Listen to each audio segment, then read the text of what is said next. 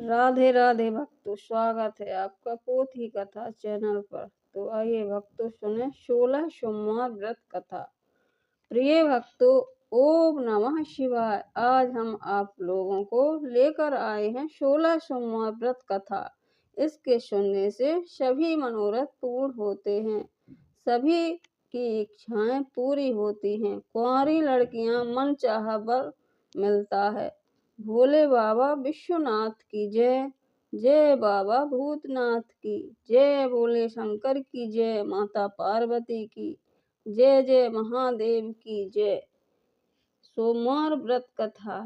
एक समय श्री महादेव जी पार्वती के साथ भ्रमण करते हुए मृत्यु लोक में अमरावती नगरी में आए।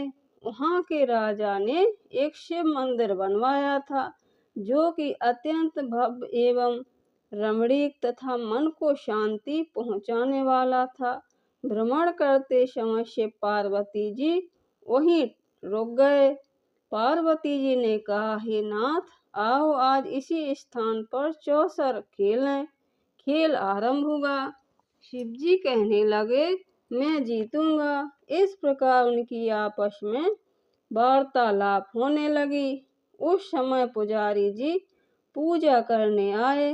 पार्वती जी ने पूछा, पुजारी जी बताइए जीत किसकी होगी? पुजारी बोला, इस खेल में तो महादेव जी के समान कोई दूसरा हो ही नहीं सकता, इसलिए महादेव जी यह बाजी जीतेंगे।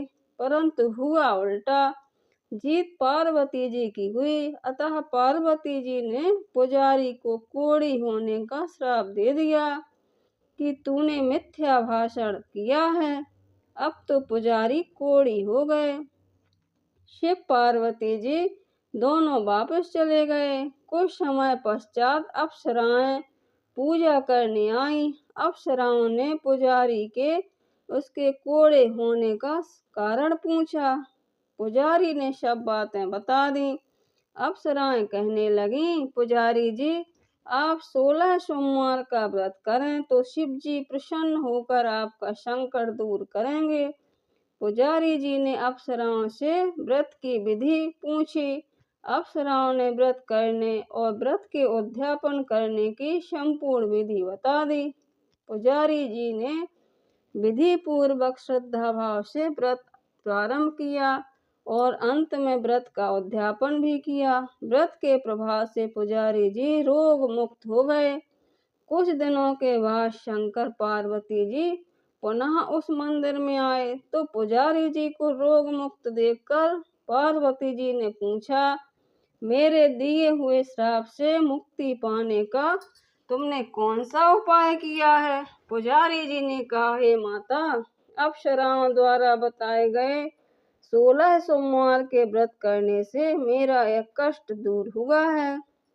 पार्वती जी ने भी 16 सोमवार का व्रत किया, जिससे उनके रूठे हुए पुत्र कार्तिकेय भी अपनी माता से प्रसन्न होकर आज्ञाकारी हुए।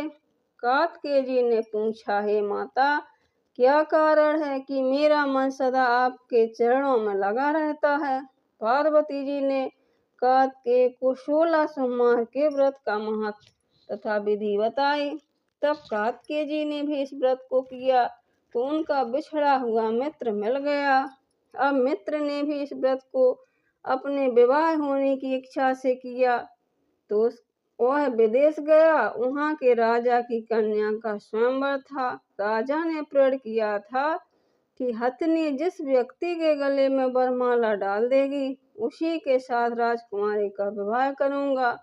यह ब्राह्मण मित्र भी स्वयंवर देखने की इच्छा से एक ओर जाकर बैठ गया। हथिनी ने इसी ब्राह्मण मित्र को माला पहनाई तो राजा ने बड़ी धूमधाम से अपनी राजकुमारी का विवाह उसके साथ कर दिया। तत्पश्चात दोनों सुखपूर्वक रहने लगे। एक दिन राजकन्या ने पूछा, हे नाथ, आपने कौन सा पुण्य किया है जिससे हथिनी ने आपके गले में वरमाला पहनाई? ब्राह्मण पति ने कहा, मैंने कार्तिकेय जी द्वारा बताए गए अनुसार 16 सोमवार का व्रत पूर्ण विधि विधान सहित श्रद्धा भक्ति से किया है, जिसके फल के कारण मुझे तुम्हारी जैसी सौभाग्यशाली पत्नी मिली। अब तो राजकन्या ने भी सत्य पुत्र प्राप्ति के लिए व्रत किया और सर्वगुण संपन्न पुत्र प्राप्त किया। बड़े होकर पुत्र ने भी राज्य प्राप्ति की कामना से 16 सोमवार का व्रत किया। राजा के देवलोक होने पर इसी ब्राह्मण कुमार को राजगद्दी मिली। फिर भी वह व्रत करता रहा।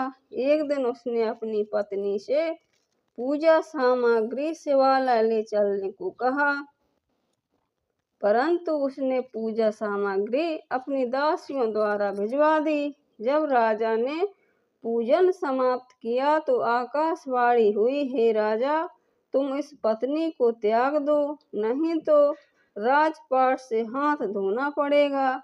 प्रभु की आज्ञा मानकर उसने अपनी पत्नी को महल से निकाल दिया।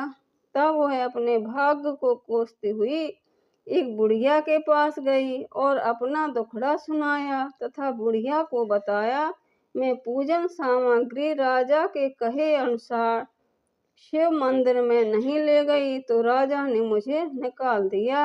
बुढ़िया ने कहा, तुझे मेरा काम करना पड़ेगा। उसने स्वीकार कर लिया। तब बुढ़िया ने सूत की गठरी उसके सिर पर रखी और बाजार भेज दिया। रास्ते में आंधी आई तो सिर पर रखी गठरी उड़ गई। बुढ़िया ने डांट कर उसे भी भगा दिया। अब रानी बुढ़िया के यहाँ से चलते चलते एक आश्रम में पहुंची। गोसाई जी ने उसे देखते ही समझ गए कि ये उच्च घराने की अबला विपत्ति की मारी है। वे उसे धैर्य बंधाते हुए बोले, बेटी, तू मेरे आश्रम में रह, किसी प्रकार की चिंता मत कर। रानी आश्रम में रहने लगी, परंतु जिस वस्तु को वह हाथ लगाती वह वस्तु खराब हो जाती। यह देखकर गोसाई जी ने पूछा, बेटी, किस देव के अपराध से ऐसा होता है? तब रानी ने बताया, मैंने अपने पति की आज्ञा का उल्लंघन किया और शिवालय में पूजन के लिए नहीं गई। इससे मुझे घोर कष्ट उठाने पड़ रहे हैं। गोसाई जी ने शिव जी से उसके कुशल क्षेम के लिए प्रार्थना की और कहा, बेटी, तुम 16 सोमवार का व्रत विधि के अनुसार करो। तब रानी ने विधि पूर्वक व्रत पूर्ण किया। व्रत के प्रभाव से राजा को रानी की याद आई और दूतों को उसकी खोज में भेजा। आश्रम में रानी को देख दूतों ने राजा को बताया कि वह राजा ने वहां जाकर गोसाई से कहा, महाराज, यह मेरी पत्नी है, मैंने इसका परित्याग कर दिया था, कृपया इसे मेरे साथ जाने की आज्ञा दें। शिव जी की कृपा से प्रतिवर्ष 16 सोमवार का व्रत करते हुए वे आनंद से रहने लगे और अंत में शिवलोक को प्राप्त हुए। कथा सुनने के पश्चात शिव जी की आरती करना चाहिए। जय बोलो शंकर भगवान की जय, माता पार्वती की जय। प्लीज माय चैनल सब्सक्राइब और लाइक करें। शिव जी की आरती। ओम जय शिव ओंकारा, प्रभु हरि शिव ओंकारा, ब्रह्मा विष्णु सदा शिव अर्धांगी धारा।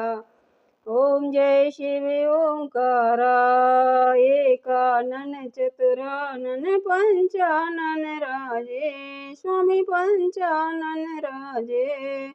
हंसासन गरुड़ासन वृषवाहन साजे। ओम जय शिव ओंकारा, दो भुज चार चतुर भुज, दस भुज अति सोहे, प्रभु दस भुज अति सोहे। तीनों रूप निरखता त्रिभुवन जन मोहे। ओम जय शिव ओंकारा। अछि माला वनमाला रुंड माला धारी, प्रभु रुंड माला धारी। चंदन मृग मद सोहे, भोले शुभकारी। ओम जय शिव ओंकारा।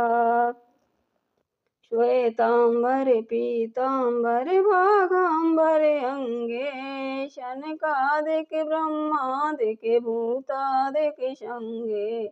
ओम जय शिव ओंकारा करिबे मध्य कमंडल चक्र त्रिशूल धरता। स्वामी चक्र त्रिशूल धरता जग करता जग भरता जग पालन करता। ओम जय शिव ओंकारा ब्रह्मा विष्णु सदा शिव जानत अविवेका। प्रभु जानत अविवेका प्रणवाक्षर के मध्य तीनों एका। ओम जय शिव ओंकारा त्रिगुण स्वामी जी की आरती जो कोई नर गावे। प्रभु जो कोई नर गावे कहत शिवानंद स्वामी कहत हरि हर स्वामी मन वांछित फल पावे। ओम जय शिव ओंकारा काशी में विश्वनाथ विराजत नंदी ब्रह्मचारी। प्रभु नंदी ब्रह्मचारी नित उठ भोग लगावत महिमा अति न्यारी। ओम जय शिव ओंकारा। बोलो शंकर भगवान की जय, माता पार्वती की जय।